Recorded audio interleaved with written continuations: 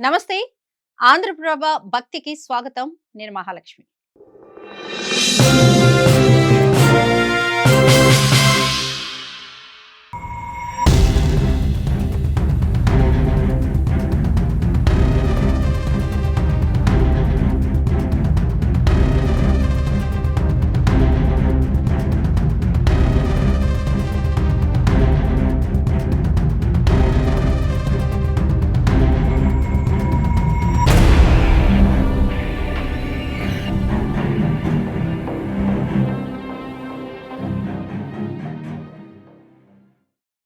కాకులకు ఆహారం పెట్టడం హిందూ సాంప్రదాయంలో పితృదేవతలకు అంటే పూర్వీకులకు ఆశీర్వాదాలను అందించే పవిత్రమైన చర్యగా చెబుతూ ఉంటారు.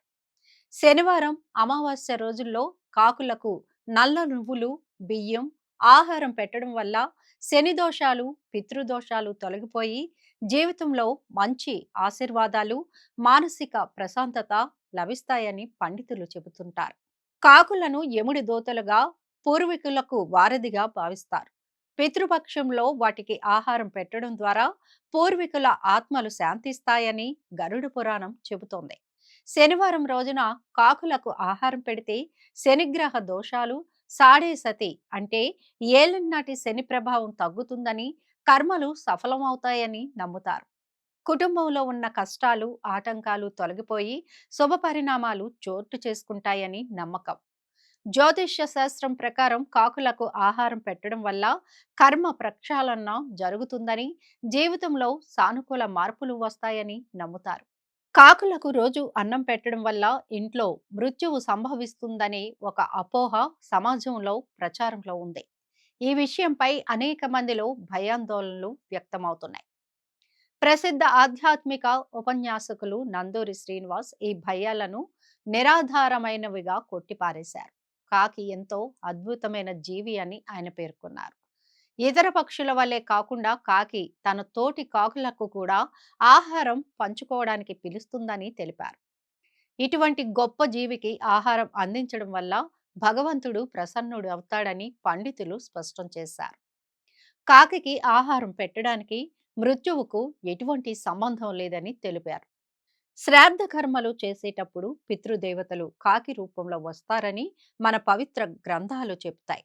అలాంటి పితృదేవతలకు ఆహారం పెట్టడం ఎంతో మంచి కార్యం. కాబట్టి కాకులకు హాయిగా రోజు ఆహారం పెట్టవచ్చు. ఈ చర్య భగవంతుడికి సంతోషాన్ని కలిగిస్తుంది. అనవసరమైన భయాలను మనసులో పెట్టుకోవద్దని తెలిపారు.